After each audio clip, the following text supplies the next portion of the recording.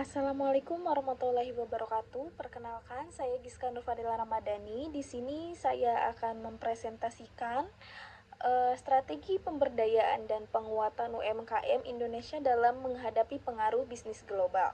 Adapun untuk latar belakang pembahasannya, yaitu UMKM merupakan tulang punggung perekonomian Indonesia dengan kontribusi lebih dari 60% terhadap PDB nasional yang menyerap sekitar 97% tenaga kerja. Namun, perkembangan bisnis global dan perdagangan bebas menyebabkan meningkatnya persaingan dengan produk impor murah. Globalisasi dan digitalisasi membuka peluang pasar internasional, tetapi juga menciptakan tekanan terhadap daya saing UMKM lokal.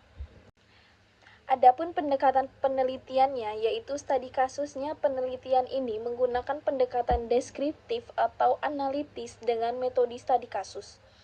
Studi kasus yang dianalisis adalah UMKM fashion atau thrift lokal yang berdampak masuknya produk impor murah dari luar negeri melalui marketplace digital.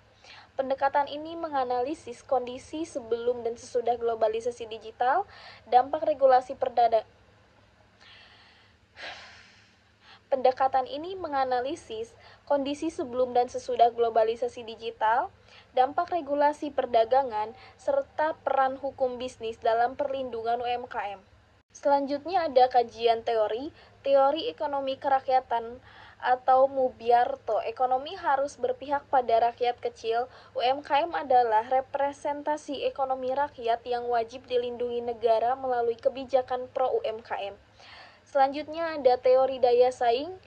Daya saing ditentukan oleh kualitas produk, inovasi efisiensi biaya, strategi pemasaran UMKM harus meningkatkan value produk agar tidak hanya bersaing dengan harga.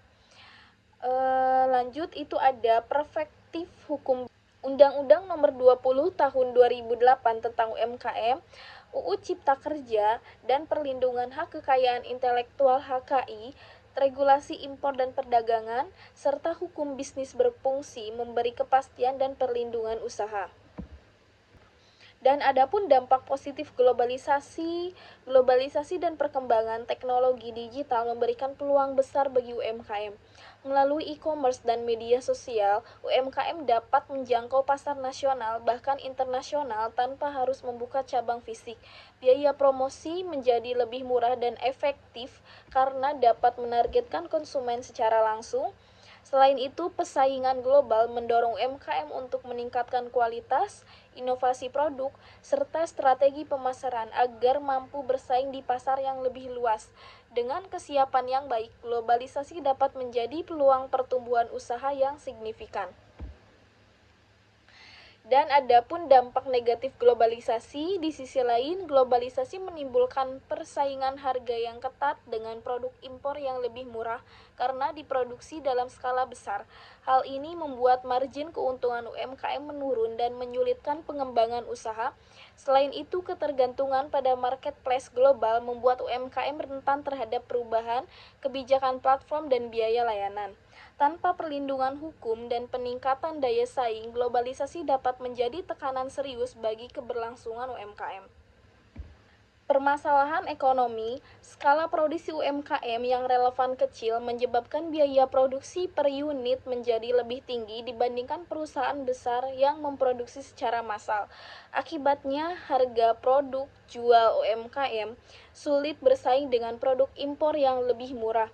Selain itu, keterbatasan modal membuat UMKM kesulitan melakukan ekspansi usaha, seperti menambah kapasitas produksi, memperluas distribusi, atau meningkatkan kualitas produk.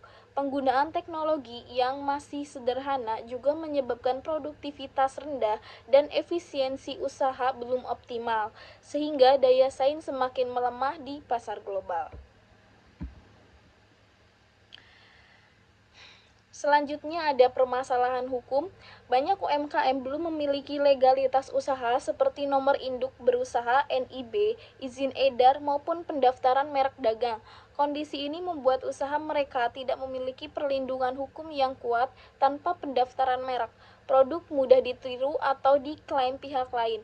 Kurangnya pemahaman mengenai kontrak bisnis juga membuat UMKM rentan terhadap kerugian dalam kerja sama usaha. Akibatnya, UMKM lebih mudah mengalami sengketa hukum, praktik pesaing tidak sehat, serta kesulitan mengakses pembiayaan resmi dari lembaga keuangan.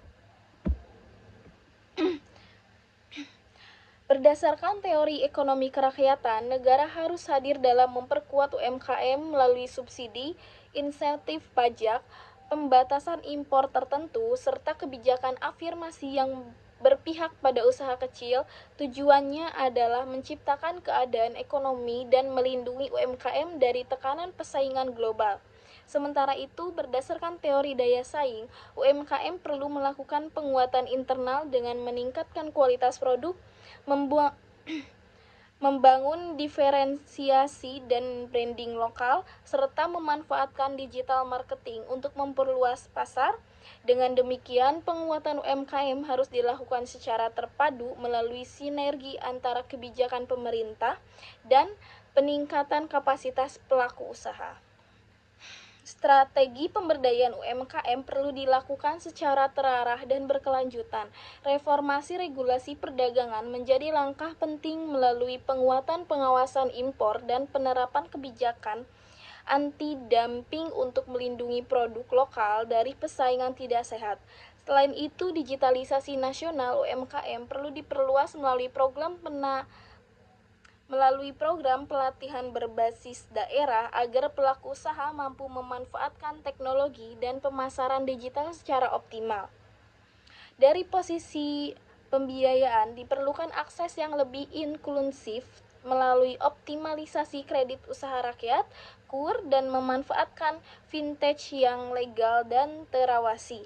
Penguatan perlindungan hukum juga harus dilakukan dengan mendorong pendaftaran hak kekayaan intelektual, khususnya merek dagang, agar usaha memiliki kapasitas hukum.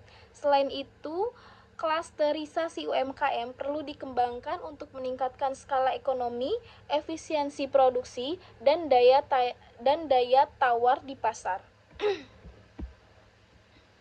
Kesimpulannya, globalisasi memberikan efisiensi dan peluang pasar yang lebih luas, namun juga menciptakan ketimpangan daya saing antara UMKM dan pelaku usaha berskala besar.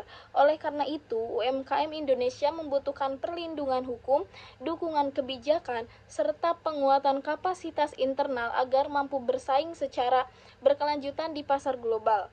Rekomendasinya diperlukan sinergi antara pemerintah dan pelaku usaha melalui kebijakan yang berpihak pada UMKM, meningkatkan literasi hukum dan digital, serta penguatan inovasi dan kualitas produk. Tanpa intervensi kebijakan yang tepat dan penguatan struktural, UMKM berisiko terpinggirkan dalam dominasi pasar global. Mungkin sekian presentasi dari saya, kurang lebihnya mohon maaf. Wassalamualaikum warahmatullahi wabarakatuh.